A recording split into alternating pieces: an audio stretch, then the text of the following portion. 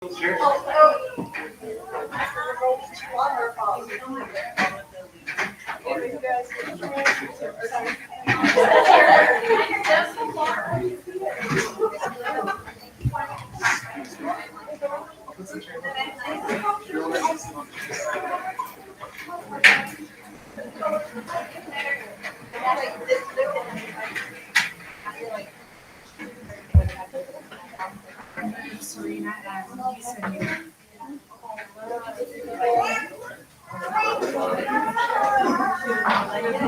I didn't remember, you didn't remember?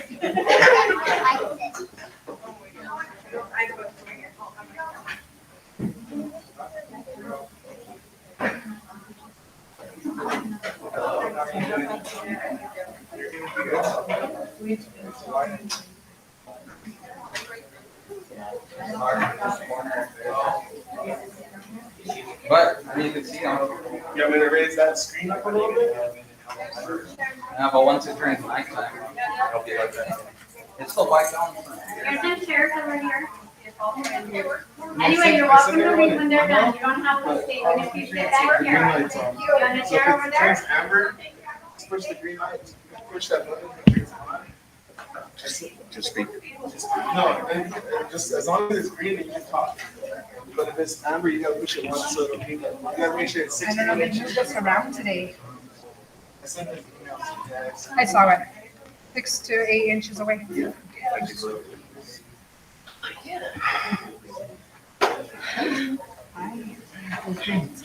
Good, what about you? Okay. I forgot I was here. I heard, they didn't have a sign up there on the door or anything? Mrs. Davis told us that was here.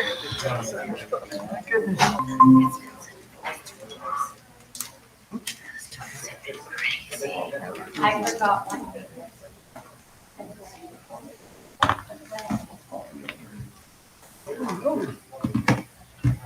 I wonder if they can pull it up on the screen. Hey, that's a great idea. I don't know if we have enough Victor, space. Victor, put a flag up there. A flag. Can you put a flag on the screen? Get a picture of the flag. You got that one, right?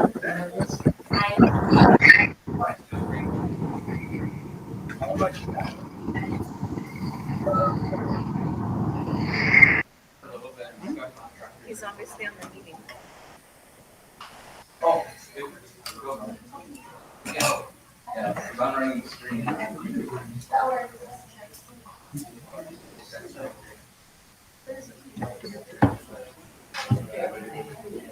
Hey, sweetie.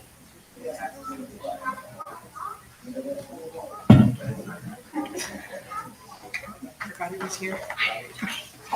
Send a text because I forgot. I remember. And David forgot we were over at the. I thought it was Libby and then, nope.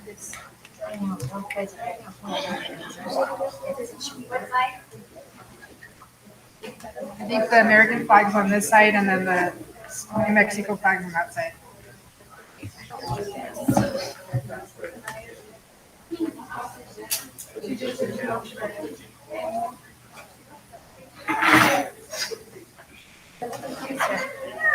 So much fun. Yeah. White sneakers was so good.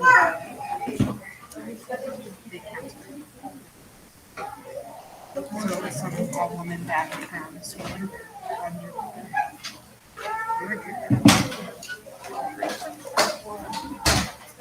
What did you go for? The square pieces.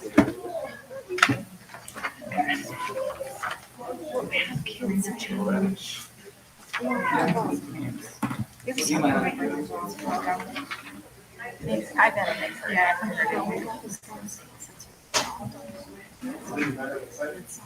the American.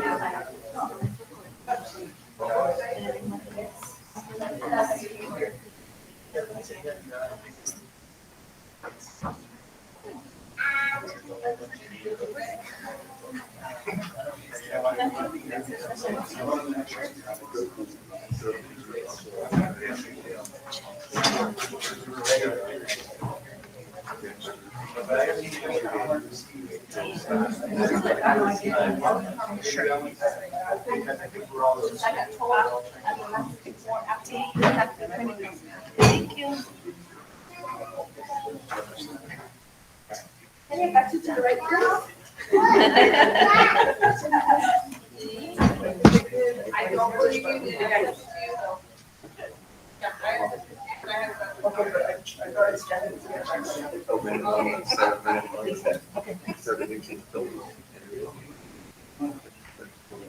This is for Miss Davis. She wasn't able to include it in the call. Okay.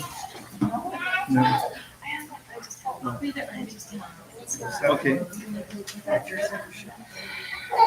Or just, Okay, what you request. okay. That sounds good.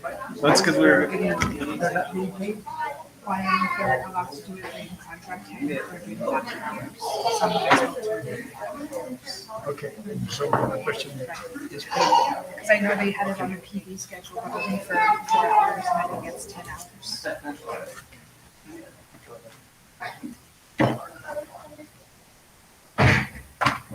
Okay, it is, what time? It's 4:04. 5:06? Yeah. 5:04. Oh, 5, okay, it's 6. it's because it's a Mac. So it's ahead of time. Let's see. That deserved a round of applause right there. Okay, it is, let's see, is this on now? Is this on? Yeah. Okay, it is now 5:05 and we'll be starting the meeting now. We'll be calling the meeting to order. Let's start with the roll call. Ms. Murillo. Dr. Splitter's asking. Oops.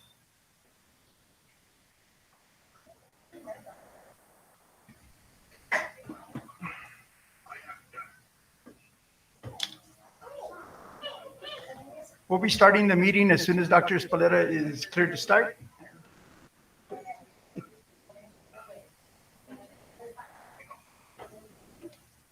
I can see it.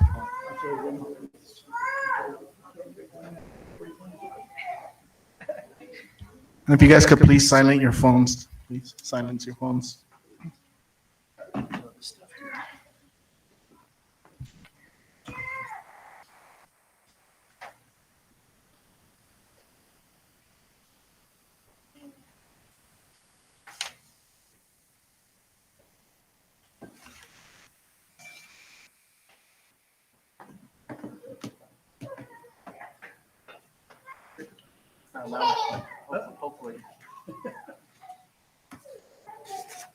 Okay, the time is now 5:06 Macintosh time.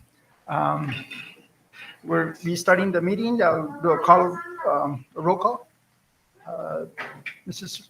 Murillo. Present. Ms. Begay. Present. Myself, Gilbert Guadiana, present. Ms. Dean Present.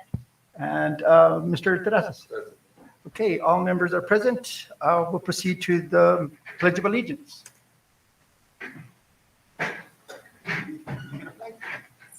Pledge allegiance to the flag of the United States of America and to the republic for which it stands, one nation, under God, indivisible, with liberty and justice for all.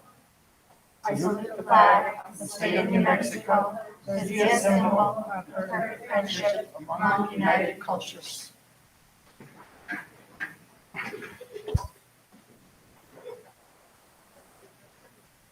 Okay, it's unusual to have approved. We'll have the second item on the agenda is a special presentation by Central Elementary School. So we'll proceed to that if they're ready. Mr. President, members of the board, Superintendent Evaluation, parents, and other members of the audience, we are very excited to be hosting the board meeting this evening here at Central Elementary. We have a special group of kindergarten students who will be doing a presentation for you this evening. So I'm going to turn it over to the two teachers, Ms. Adriana Martinez and Ms. Cassie Kassinger. They'll explain a little bit about the presentation this evening.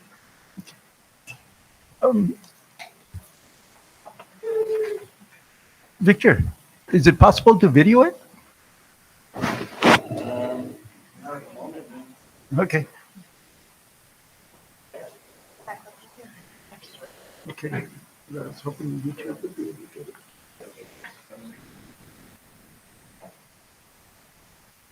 Good evening, everyone. So we just wanted to share what we have been doing in our kindergarten class.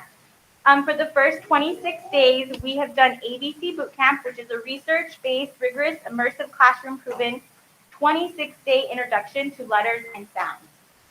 ABC Boot Camp allows you to introduce the letters and sounds in the first 6 weeks of school so that your students can begin manipulating letters and sounds to make words. For each letter, we did handwriting, a circle chart, a silly hat, and each student got to bring in something that started with our letter of the day.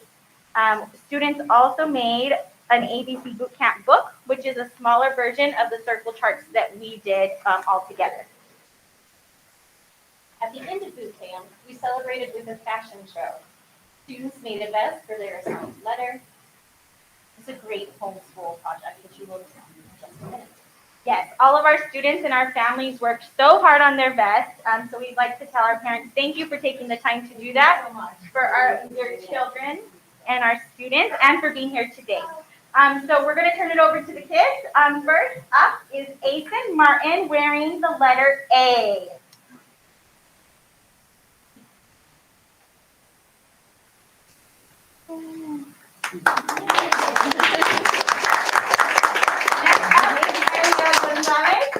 Wearing the letter E for Elia.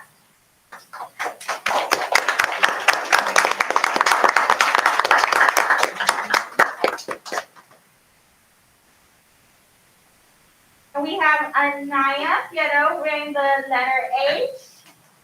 And she even designed her own helicopter.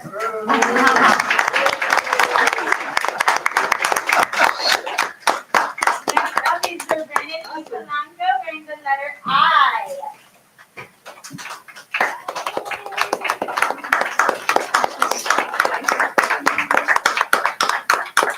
And then we have Cooper Rogers wearing the letter J. He loves Jurassic Park.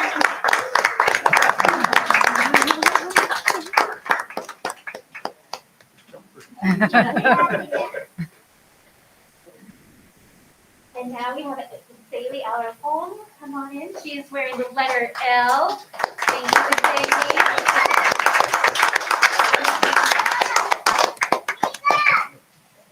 And next we have Miguel Carrasco. Come on in, Miguel. Wearing the letter N.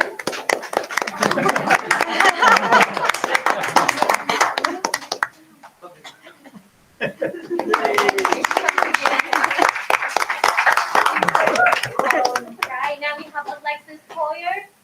Letter V. Come on in, Alexis.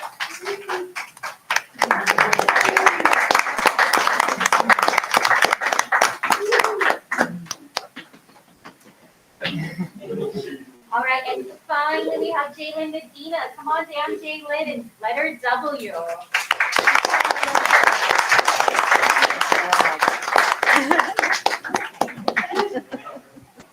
right, thank you so much for coming to our second version of the ABC Boot Camp Parade. Again, thank you so much for all of your support. Thank you. Thank you.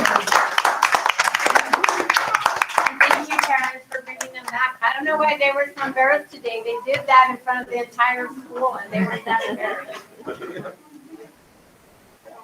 Yeah.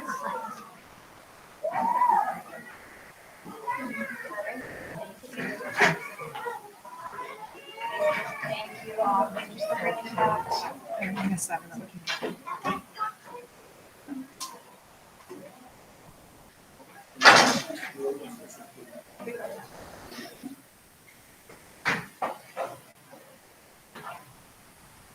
Oh, you mean they all didn't come to the meeting for the meeting?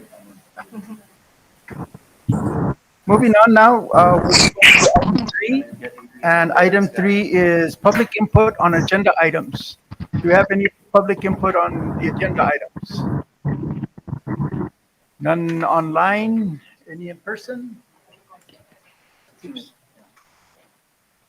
And so none, so we will move on to action items. But first, let me go back to something that I overlooked, which was reciting the board norms. Number one is actively listen to all perspectives. Close the loop, responding to concerns and questions as a unified board. Model the professionalism we expect from all members of the district and community customer service orientation. Assume positive intent. Be positive and responsive.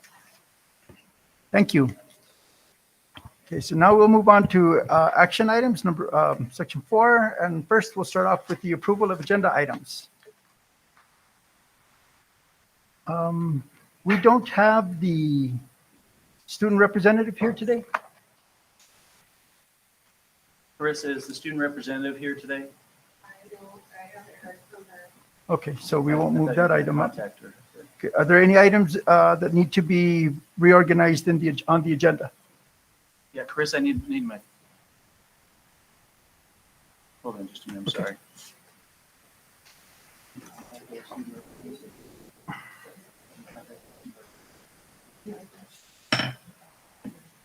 Mr. President, I have 3 things that I'd like to make changes on the agenda. Remove 12B for this agenda. And then move 6A as the next item after 4A. And then move 6B to the item after that. I'm sorry, could you repeat that after remove 12B? So 6A, move that to the next item after 4A. And then 6B, move that directly after that. Okay, I'll entertain a motion. So moved. Could you, With the amended items of removing 12B, moving 6A after 4A, and then moving 6B after 6A. is there a second? Second. All those in favor signify by saying aye. Aye. All those opposed, same sign. Motion's unanimous, motion carries. Okay, so now we are on update on elementary gym construction. Mr. President and board members, in your packet, there's a timeline from the architect, Mr. Rob Price. I had a discussion with him about the timeline, and there should be an email in the packet. I don't see it, but it should be in there.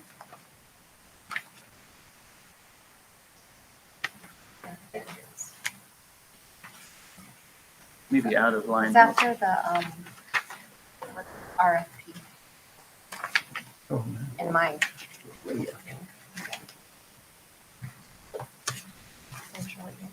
Construction finance. Not just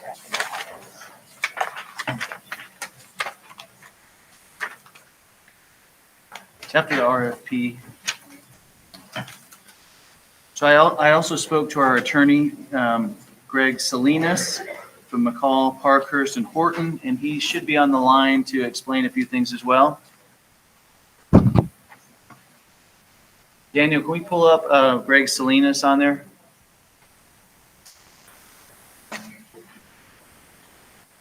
Can you call him and see? It's not off. You should be getting on shortly.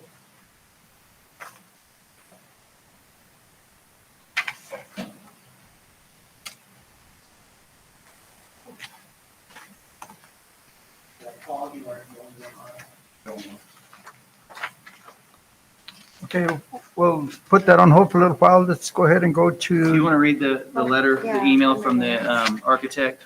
okay.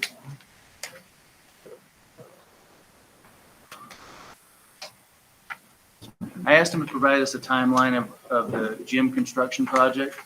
It has changed a little bit.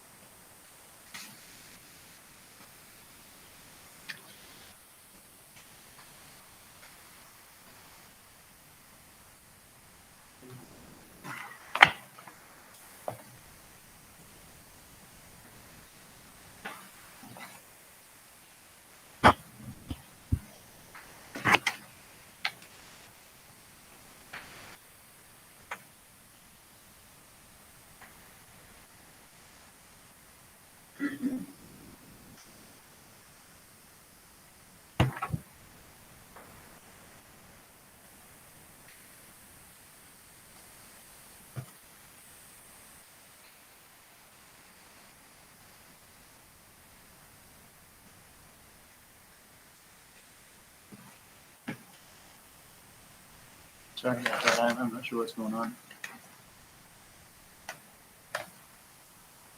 I'm gonna call him again and see why he's not. 12 months.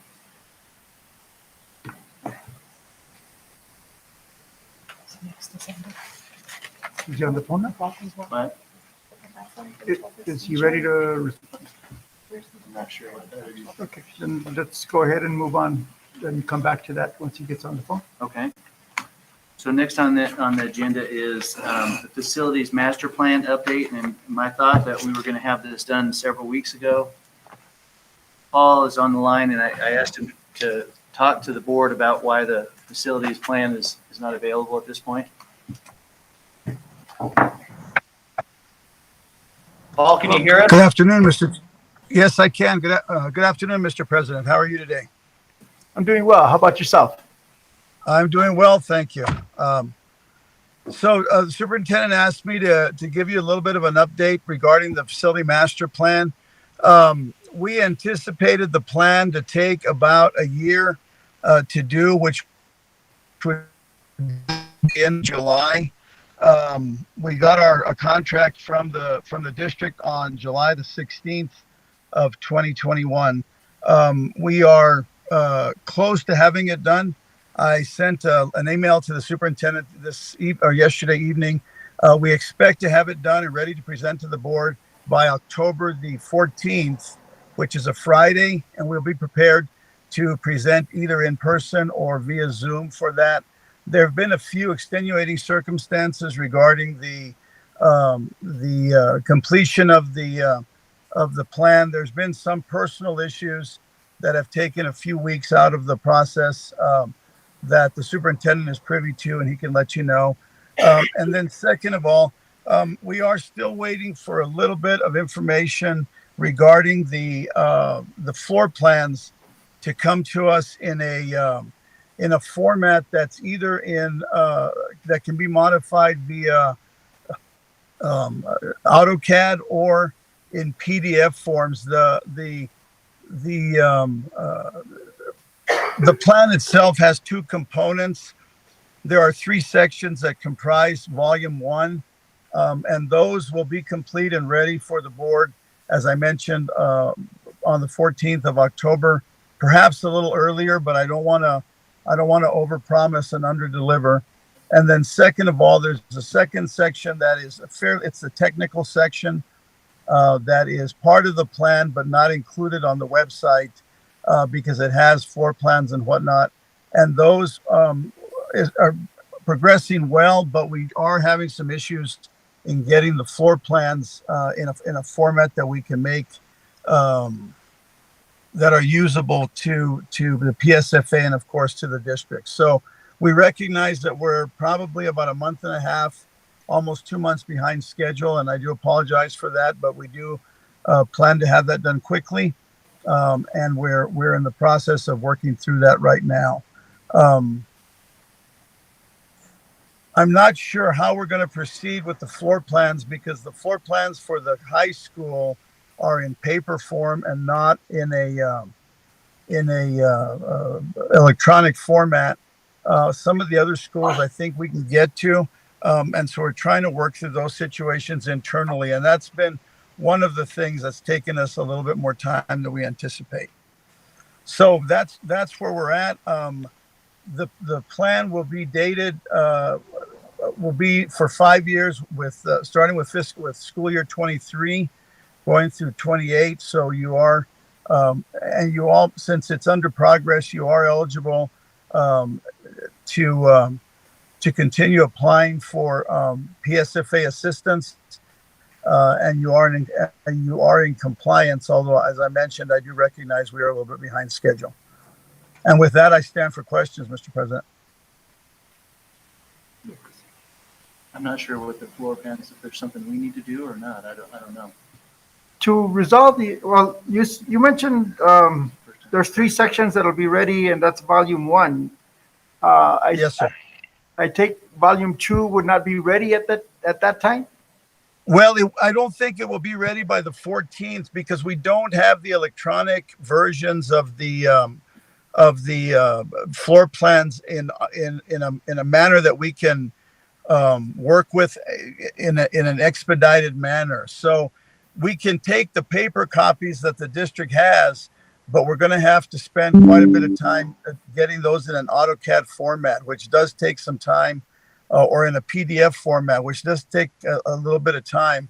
I have been in contact with PSFA, and they will let us submit volume 1 when it's prepared, and then volume 2 as soon as we can get those done. So again, that's the struggle with volume 2 that we're having at this moment in time. So the rest of volume 2 is ready with the exception of the floor plans for Cobre, for the high school?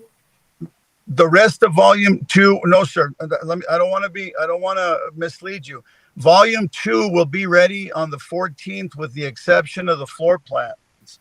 But those floor plans are going to take some time to get done, and we don't have them in our possession yet. So if there's a way that we can get your architects that have worked on those schools to provide us with them in an electronic format, then it's something that we can move through pretty quickly.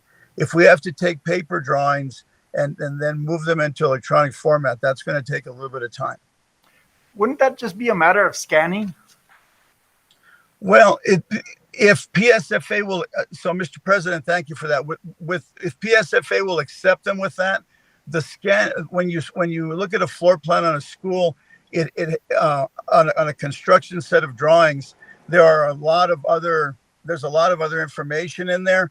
We have asked PSFA for their opinion on that, and we're waiting for a response to see whether they'll take just scanned copies of the floor plans. So we're working through that, and I hope to have an answer here pretty quick, but I have not received feedback yet from PSFA, and so we're just trying to work through those things. If you indulge me for a second, what would be the difference? Yes, sir. What would be a difference between a scanned version and the version that you're trying to project now, especially since one of the versions you're talking about is PDF? Yes, sir. So what PSFA would like to see in a finished set of floor plans is really the floor plans minus all of the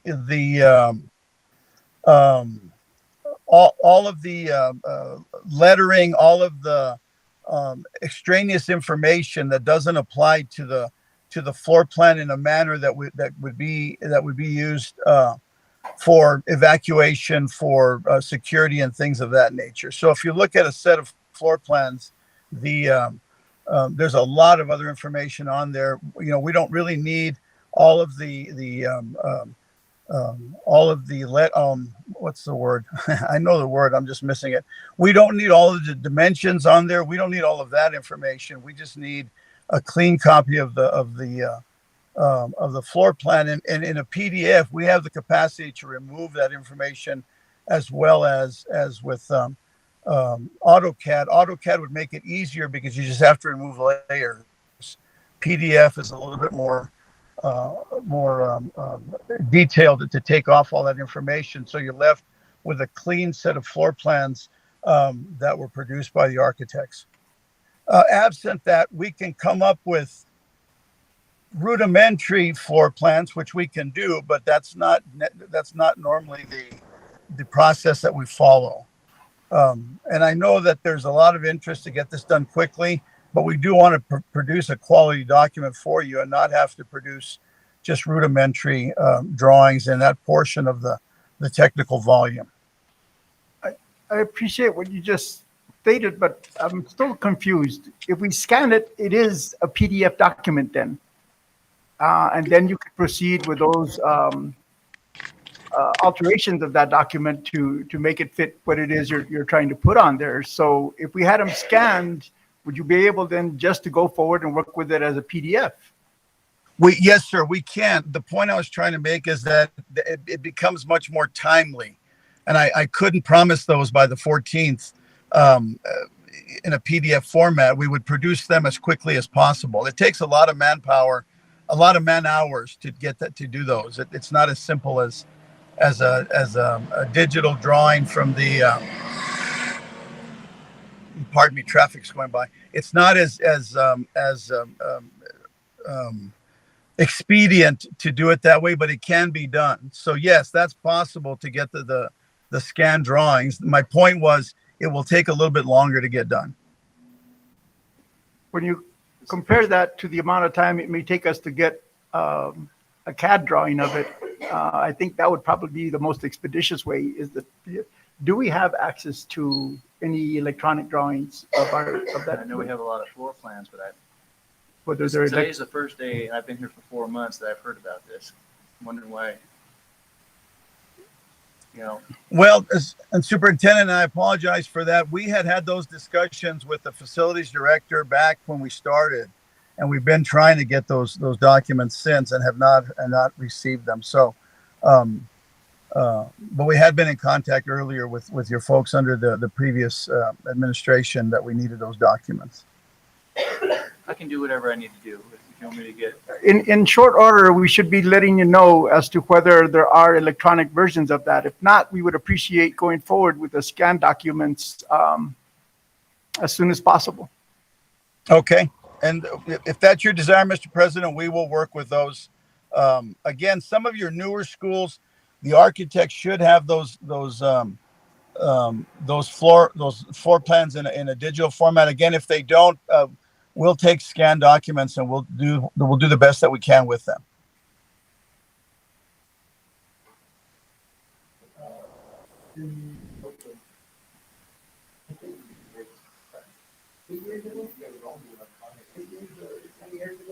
Mr. President, I'll check with our architects that we should have it should be in our contract that we can get the electronic floor plans. Okay, we'll get back to you as soon as we find that out, and hopefully it would be beneficial if we could get that all closed out in that October date that you just provided. Yes, sir. We'll make every effort to do that. Again, volume 1 will be ready. Volume 2, we will work as quickly as we can once we get those drawings to get them incorporated and move forward. And volume 2 would be the conclusion of the master plan? Yes, sir. PSFA is mostly interested. Volume 2, Mr. President, is made up. It's about 200 pages, and it really is made up of your FAD documents for each school, for the FMAR documents for each school, the maintenance documents.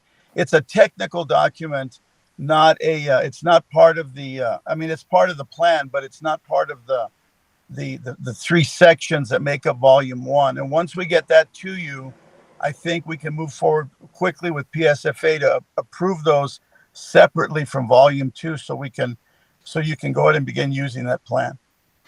What is the FAD and what is the FAR? The FAD is the Facilities Assessment Database. Every school building in the state has been evaluated by the Public School Facilities Authority, and the ranking that each of your school buildings has on an annual basis. The New Mexico Condition Index is based on the data that is contained in the facilities assessment database, which is the FAD. Then there's what's called the FMAR, which is the facilities maintenance assessment report, and that's the documentation piece that PSFA uses to track the maintenance activities that go on in each of the buildings, and to determine whether maintenance is being conducted, whether it aligns with your preventative maintenance plan, and then again how it affects the various systems within a school. And systems are being the roof, the envelope, the heating and cooling systems, all of those sorts of things, and how your maintenance is affecting those, and then how that would then translate into how it affects the assessment database that generates your ranking every year. Thank you, Mr. Aguilar. That's a long answer, but I hope it was clear. I hope you understood that. If not, I can explain it a different way. I appreciate it. I understood. Is there any other questions? Is there any other questions? Yourself? Okay. Then floor plans. we look forward to contacting you real soon, and look forward to October. And is that meeting available? I mean, could you be part of the second Tuesday in October? That's when we would have that would be after the night, around the 14th. The second Tuesday in October would be about the 10th, I believe, or 11th. If I need, I'm actually traveling out of state, Mr. President. But I'll make every effort. I can be there by Zoom. I would prefer to be there in person to present it to you, but I'll be out of state that particular day. But it's the 11th, I believe. But I can make every effort to be there by Zoom to present it. If that works, I'm promising it by the 14th, but I'll make every effort to have it done by the 11th for that meeting. Okay, so would board members prefer to have it by Zoom, or would prefer to have him physically present on the following meeting? As long as you can provide the documents prior to the 14th Yeah. deadline. Zoom is fine. Zoom is fine, so long as you can provide the documents well ahead of time, so we can formulate questions before your presentation. Okay, Mr. President, I will try to do that again. If I have to get it, if it has to be in advance of your 11th board meeting, that means I would have to have it done by the 7th or the 8th. And I don't know that I can get it completed by then. I'll make every effort to, but I can't promise that. I can promise the 14th. So I'll make every effort to do that, and I'll keep in contact with the superintendent if that works with you. Okay, and I just found out that the meeting's actually on the 10th, so it makes it even shorter. Maybe it would be better to have it on the following meeting, which would be the 4th Tuesday. Okay, sir. I will be there. That would be that would be the 24th, I believe. Yes. Okay, I can be there the 24th in person to present. Okay, we'll have that on the agenda then for that. Oh, okay, sir. Cool. Thank you very much, Mr. Aguilar. Mr. President, thank you for your patience. Mr. Superintendent, thank you for your patience. I recognize again we're running a little bit late, but we will make every effort to get this done, and you'll have a quality plan that you can be proud of. Thank you. All right. Thank you, Mr. President. Thank you, Superintendent. Thank you, members of the board. Thank you very much. Thank you. Okay, do we have? So, Mr. President, for we're coming back to our attorney, but I wanted to, somebody brought it to my attention that I signed this certificate back in June. And part of the stipulations were that we would have the gym project completed by June of 2023, and that we would have spent $550,000 of the unspent money by December 1st. So I talked with the attorney today, and I asked him to present to you. So he's on the line now. Okay, and this is regarding the gymnasium. This is regarding the gymnasium. And then also after he talks, I also want to go through the email from the architect. Okay. And I'd like to make a point of order before we continue. Robert's rules, which is what we use, does put a limit on debate on speaking. And so so that we can get out of here at a timely manner, can we try to abide by that? Yes, but we haven't really had a debate per se. We've had. I mean, we could put it to motion. I mean, just, in consideration of everyone, just limiting our questions. Okay, this would be our first debate of the meeting, so we'll limit it to 5. Okay. Well, and I'm just pointing because that's what what we use to run our meetings in order to run them more efficiently. Yeah. Differentiating between a debate and a request for information from a presenter. Okay. Anyway, moving on.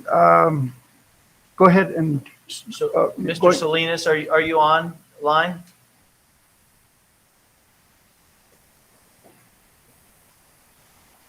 He was on there.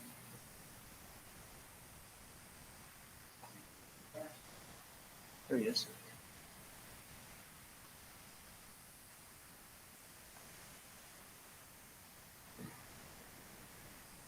Mr. Salinas, can you hear us?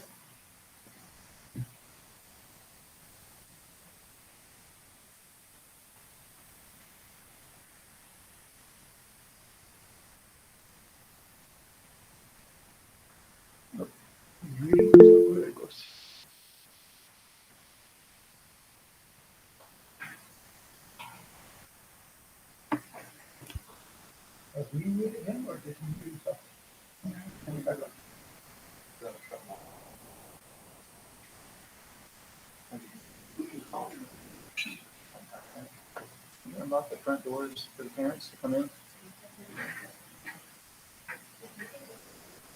He said they're locked. Yeah, this woman, right?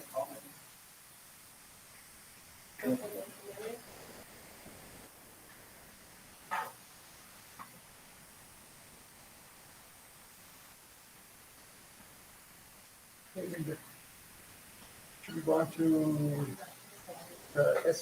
Senate Bill 12? Do minutes or minutes first? For the time being, let's move to action item. Okay, hold on. That was all planned a couple hours ago. Teachers. Flexibility, right?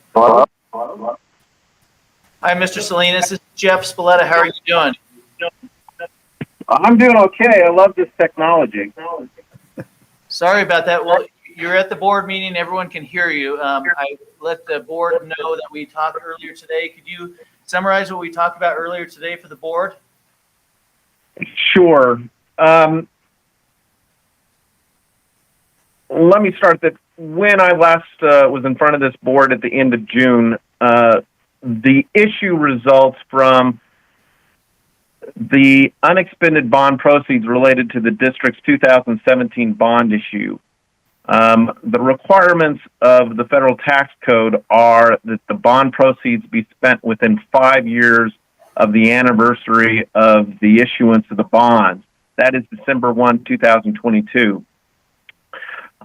Your bond resolution that the board adopted back in 2017 required the district to get an opinion of bond counsel, my firm, in the circumstance that those bond proceeds would not be spent at the 5-year mark.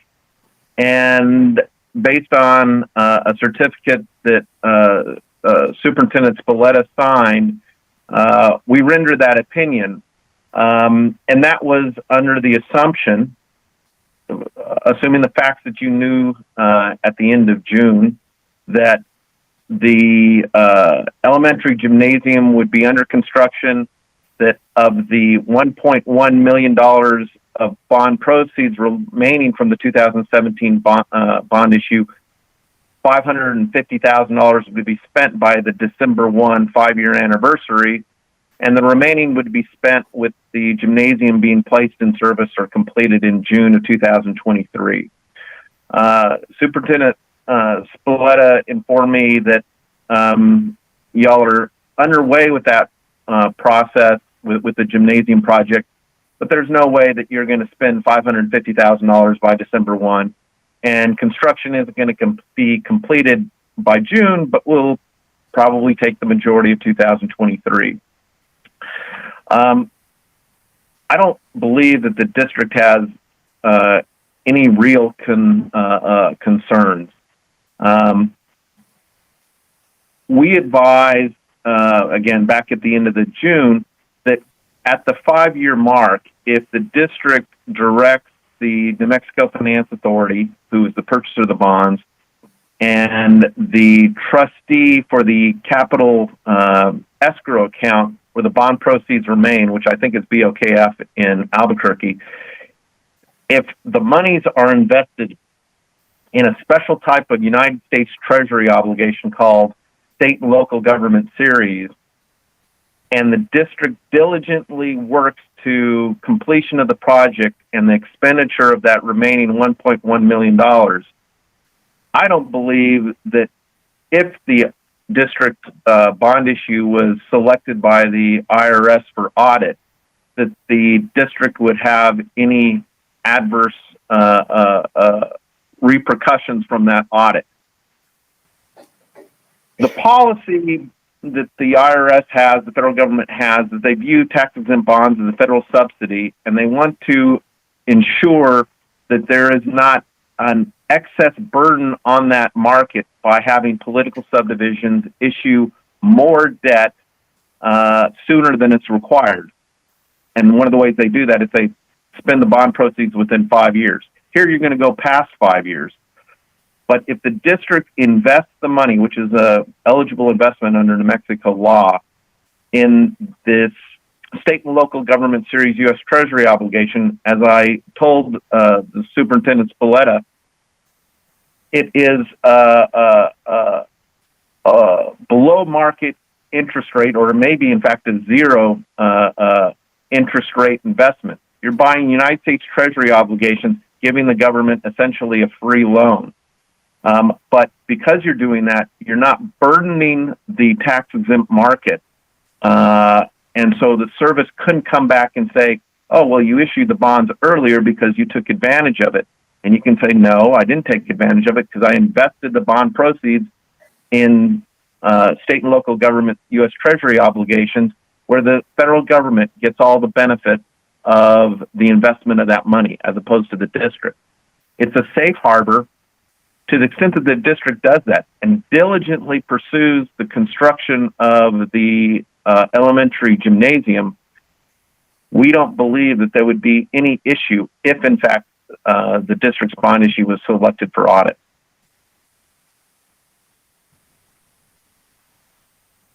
Thank you. And we know the vehicle for which we've invested the funds. Is that a treasury? I think he's suggesting that by December 1st, we need to do that.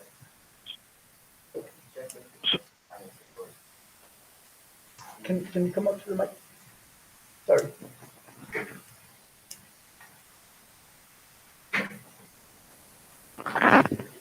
Yes, so we will have to check with the New Mexico Finance Authority and see how the funds are invested with them. They're holding on to the money. Okay.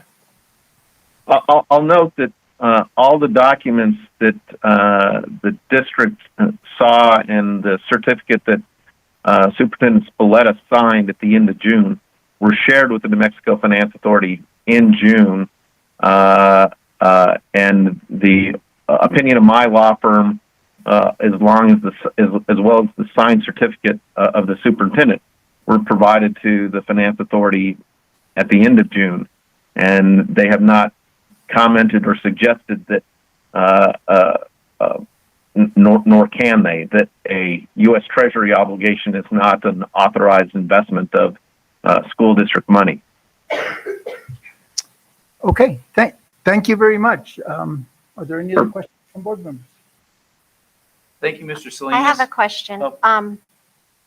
So pretty much you're saying we have investing this money into the treasury bonds, state, local government, U.S. Treasury obligations. Yes, ma'am.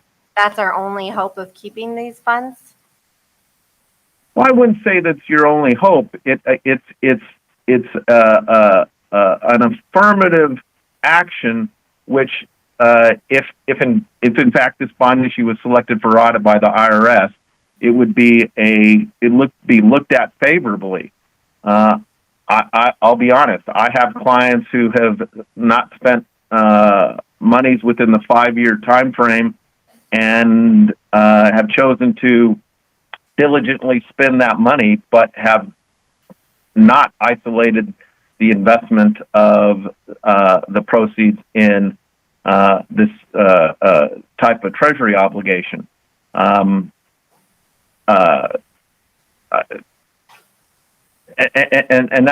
that's fine too. It's just a question of what can the district do to mitigate the risk.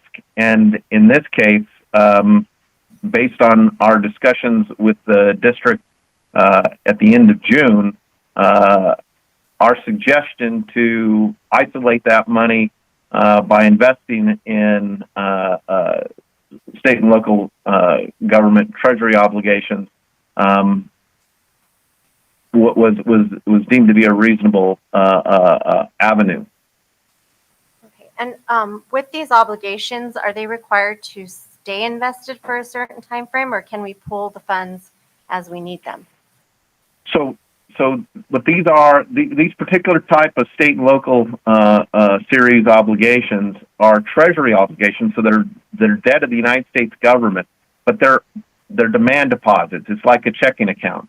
So if you have to pay a contractor on a daily basis, recognizing the nightmare of pulling money out of an Albuquerque bank on a daily basis, you can do that. It's on demand. And I have a question for Dr. Spoletta. Out of the $555,000 we have to spend by December 1st, how much of that have we spent? I don't think it's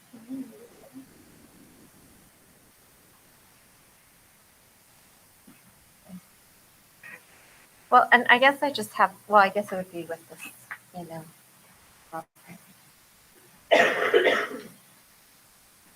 No other questions?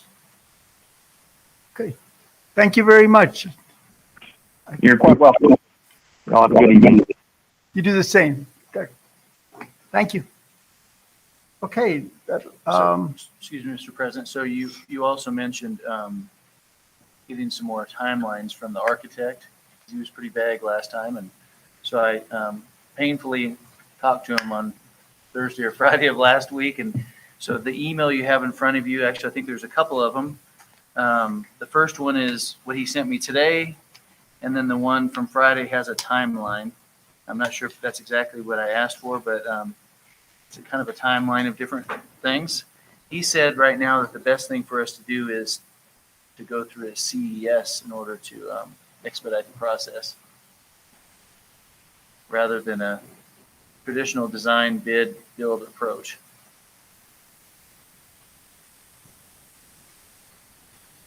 I think that's the process we used for the fields that did not work out as well. Do we need to, this is not an action item, so. No, you asked me to get Yeah, this I information, understand. so No, I I understand. can do a little more research if you want me to, and prepare more information for our next meeting, Yeah, or for the finance meeting even. Well, go ahead. go ahead. You're very. So I had a question. June 27th, Mrs. Varela presented the timeline to us, and we were told that there would be groundbreaking October 1st and completion by June 2023. But according to the email from Mr. Price, that was not the timeline he provided. That's exactly what I told him. When I talked to him, that's why I said it was very painful. He said that he didn't make a statement like that. Okay, so So I asked him, well, give me a timeline, and he sent me a lot of emails and documents, but this was the main timeline, and then he sent me this other information today. Mr. President, sorry, it was my understanding that CES looked into the contractors, correct? Ones regarding the fields? Because they're on their list of approved contractors. That was before my time, so I'm not sure. Wasn't that discussed at a finance meeting? I'm sorry, I was reading. What did you say? Through CES, the contractors that were hired to do the field, I think we had a question if they investigated that contractor or removed them from their list of approved contractors that they use. With the softball fields and baseball fields. And Is this Hellas that we're talking about? I wasn't aware of that. Okay, but they wouldn't be involved in the elementary school, would they? I think it's more just seeing if CES is vetting their contractors and following up on complaints. Okay. So I guess that's something we could ask CES. I'll do a little more research on the CES process and I can present it at the finance meeting next week. If that would be helpful. Okay. Do you have anything you want to add, Joyce, in terms of? I found an email that I I'm sorry, could you get to a microphone, please? There's one right here.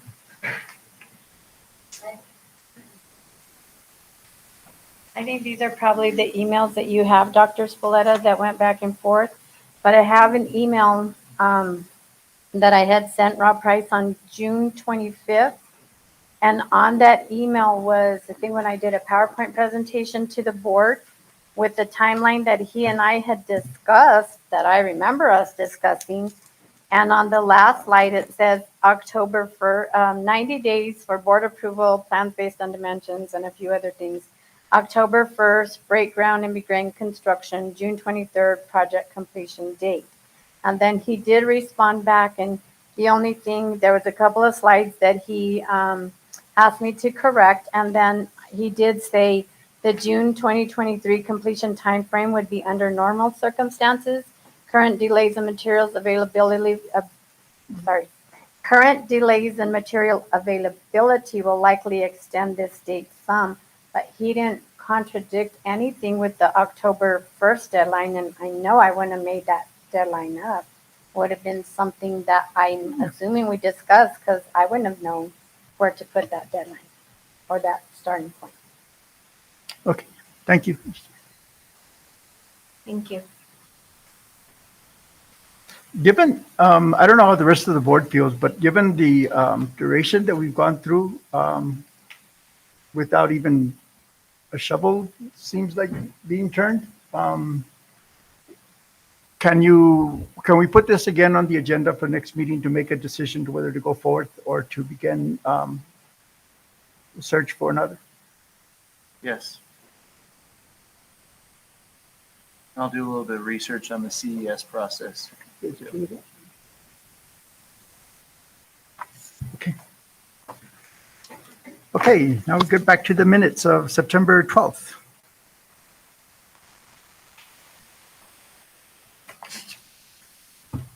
I had a few issues. I would like to, a few changes. So number 5, it talks about, first sentence, in the second sentence, it says Director Murillo, and then the last sentence, Director Begay. Board directors, that's Oh, what okay. it means. It's anonymous. I was just wondering, and then there's a lot of like grammar and errors in there. Is that, so if this is finished, then this is what gets published, is that correct? Yes, and I apologize for the errors. And those were my only issues. Not issues, but concerns.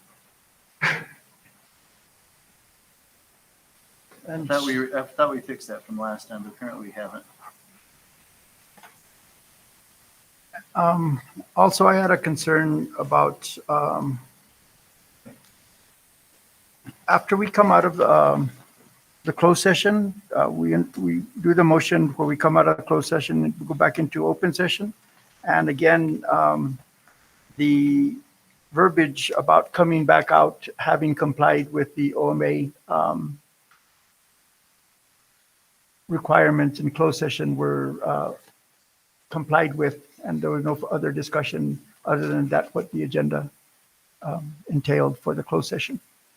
Those were errors that were in the previous minutes, And I'm now wondering whether they've been corrected in the previous minutes.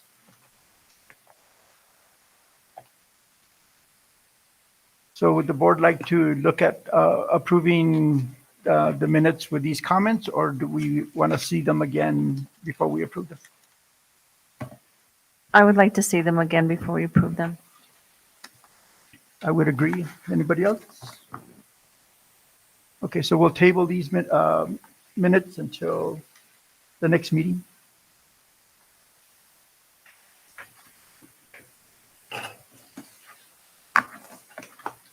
Okay, so now we go to the approval of Senate Bill 212, the distribution. In your packet, there's 3 documents from Public School Capital Outlay Council. Initially, I thought this award was going to be a little bit more. So we did receive this at the end of August.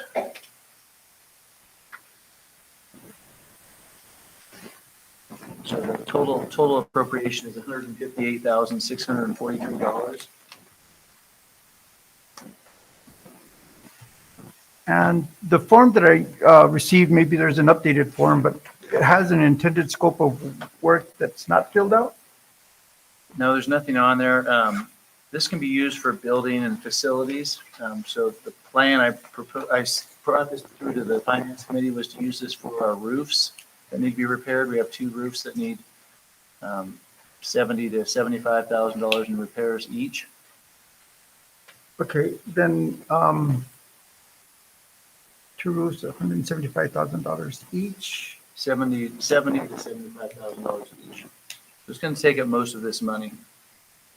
Can you have a description that can be at least verbally stated now as in the intended scope of work?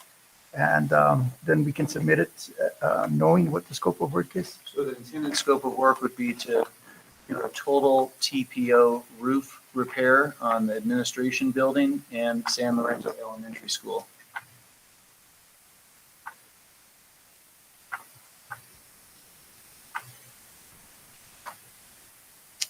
Okay. Both of those roofs are in poor shape. And they were discussed in detail in our finance committee as well. Several times, yes. So I know I don't have that written on there, but we do have to turn this in by the 30th of this month. Yeah, and that's how come I don't want to say to bring it back. If we put that, I'll entertain a motion that includes that modification to the document that you and submission of the intended scope of work. Is there any other comments on this? Are there any other comments? So I would entertain a motion going forward with the completion of the intended scope of work as Dr. Spoleto stated. So moved. So that would be a motion to proceed with the application for the acceptance of this grant with the scope of work to include the repairs TPO repairs to Total TPO repair. total TPO repair of the admin roof, the admin office roof, as well as the San Lorenzo Elementary School roof. Did I hear a second? Second. Any discussion?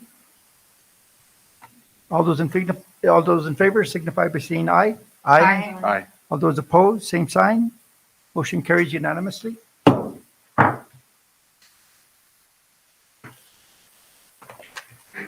Mr. President, I'll do that electronically and then have you sign it before the 30th. Thank you. That would be also signing. Secretary will sign that as well. Okay, moving on to item number D, approve evaluative criteria for superintendent evaluation.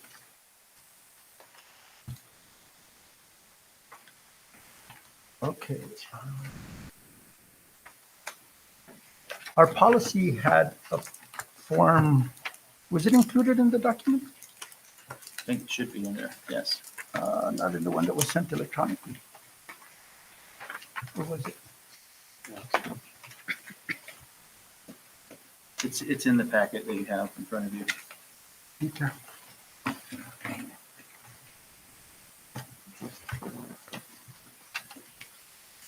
Okay, here it is. And this form, I think, is a very good form for going forward and doing our annual evaluation. The evaluation that we're looking at doing now is more of a short-term evaluation. And we can set forth some criteria for which he will be evaluated on. And the evaluation would only occur after he's had ample time to address the issues that we prescribed for the evaluation. And so are there issues that any particular board member wants to bring up as something to be evaluative criteria in this early stage of evaluation?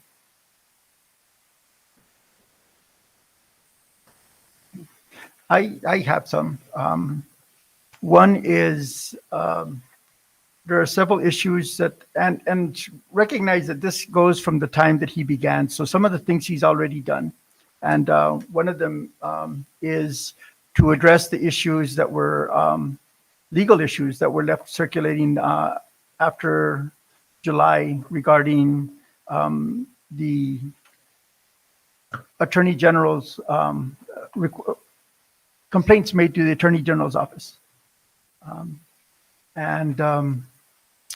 Another one I think, should be addressing the issues of performance in the schools.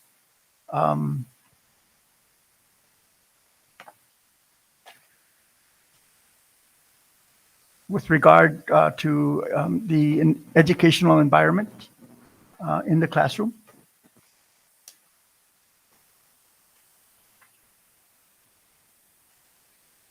Community outreach, which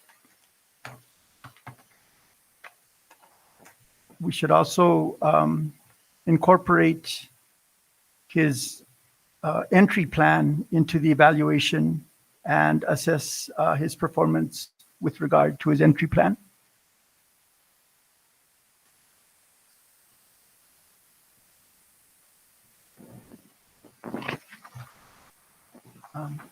Mr. President, I don't know if it would be possible to do like a teacher staff survey that wouldn't be included in the evaluation, but just to have. I know going forward with principal evaluations, that was part of the revamping to have a staff teacher survey included in principal evaluations. I think it'd be good to have, it wouldn't necessarily be a part of the evaluation, but just to see how staff feel. I don't know if it should be excluded from the evaluation. We can certainly look to see whether there's an impropriety for it being on the evaluation, but otherwise I think it'd be an excellent vehicle to refer to in the evaluation. Okay, thank you. Anybody else? Okay, other than that, are we happy with going forward with the documents that were provided, that were taken from the draft policies that we have for evaluation of superintendent? So the evaluation I have is end of year evaluation. Yeah. So Right. what my contract reads is that I will establish performance goals for the year. And then within 2 months after my contract, we will do performance goals and objectives. And then there'll be a mid-year assessment. And then there'll be a summative at the end of the year. And that's really what we're looking now at more of the mid-year assessment. Well, we still have to establish the performance goals and objectives. Yes, We haven't done that. And then, that's what we're Right. trying, that's what so are we're, we doing that now or are we Yeah. going to set a time to meet? no, we're supposed to do that now. We had put this off from the last meeting, saying that we would meet and discuss the evaluative criteria from this meeting. Okay, so we're going to use the end of year evaluation form you gave us To establish performance goals. and objectives? No, Okay. I did put my contract in here also, if you want to take a look at it. yes.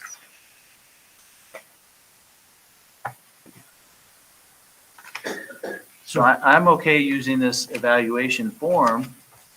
That's part of paragraph A also, that we agree on a evaluation instrument. This is the evaluation instrument, but we need to Yes. have goals for the year. That's where I mentioned, like your entry plan, the issues that have come up regarding the Attorney General's office, and Board priorities. yeah, board priorities. And I'm trying to see if there's any other comments. Ms. Begay made a comment about the surveys, which I think is an excellent idea.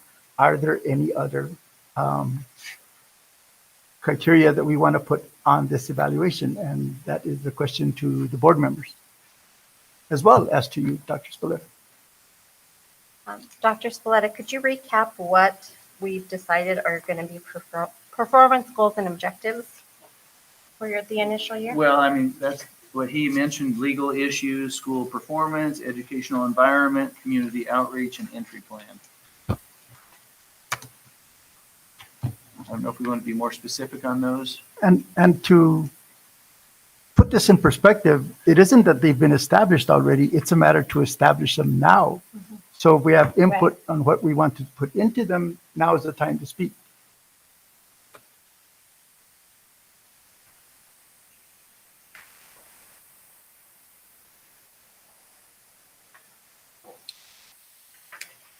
Well, I think one thing we should put in there is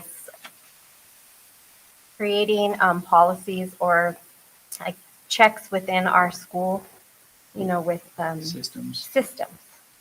right? That's something that I know you've been working towards and has needed fixing for a while. So your progress on creating or fixing systems within the school district. And we could also include in that issues identified in the previous audit.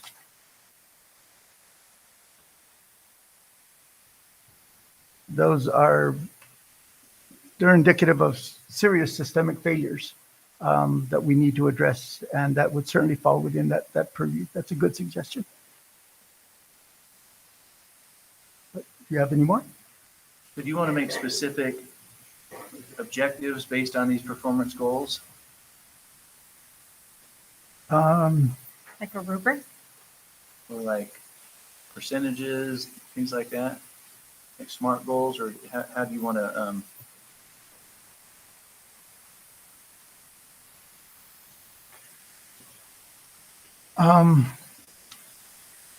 I don't know about percentages per se, but status reports in terms of what has been accomplished and remaining parts that remain to be.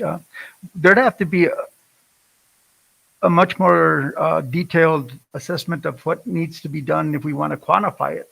But as you go into the actions of addressing them, I think that'd be a better time to assess on your performance what you have done versus and what needs to be done.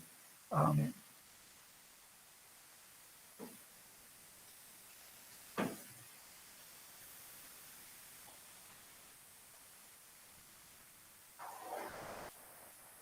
so at the mid-year assessment, I'm going to provide a self-assessment based on these things. Yes. And at the end of the year, I'm going to be evaluated on these, not necessarily the performance goals, but the policy evaluation. Is that right? Yes, that would be for basis of your contract and renewal. Yes. Okay. And given it seems like the confusion at this point, there is an opportunity for us as we're going forward in developing our policies and procedures to modify that form, and we'll keep you abreast if that's the case. This is one procedure that is still in draft state, and using this document is a bit ahead of our authority in terms of saying this is what you will have to comply with. But once we get that approved, then it'll become more concrete. So I just have a quick question. So with these things, this is what he's doing now, and he's got to meet these goals by mid-year. Is that correct? Or by end of year, along with the other evaluation for end of year. So on top of all the evaluation goals, plus the ones that we just gave him, he has to meet those at 100% by the end of the year. The- That's right. Is there like a rubric that we're going to use? Is there something that we have in our policy that I haven't seen? So the way my contract reads is that together we're going to establish performance goals Yeah. and performance objectives based on those goals. And then the mid-year, I'm going to give you a self-assessment of where I'm at with those goals as well as the evaluation, which is several pages long. And then at the end of the year, you're going to do an annual performance evaluation based on my performance goals and the evaluation. That's the summative. And the end of year is talking end of calendar year, isn't it? I think there's a date on here somewhere. It gets in. Performance evaluation has to be completed by May 1st. Okay, then that's okay. The previous evaluations have been done in January. I think we changed the dates a little bit Okay, to align with the contract. okay. Did you have something that you'd rather see, or do you think this is too much? No, for me, it's like the data. How do we, you know what I mean? Like at what percent, I agree with him, what percentage, or like what are we evaluating? Like the end of the year has all these, you know, quantitative letters. And so like exactly. So the legal, like with all the legal issues. So how do we quantify that? So we say, yeah, he's met these goals because he's done this and this and this. Is there anything that we have already that says this is how we're going to do that? And just for me, so that I make sure that when we do that, if I'm evaluating somebody, that we're doing it correctly and making sure that we're giving a fair evaluation. But I'm just putting that out there. And to a large degree, there's going to be some data that we will have enough of exposure to. For instance, in our involvement in the Finance Committee and the Audit Committee, we should have a good appraisal about the performance in that area. Just seeing where we are in our budgets, in our internal controls, and in our being able to facilitate things that are necessary for the classroom to succeed. Our preparing of the annual budget will be the biggest testament about what it is we know that's being done and what direction we're going.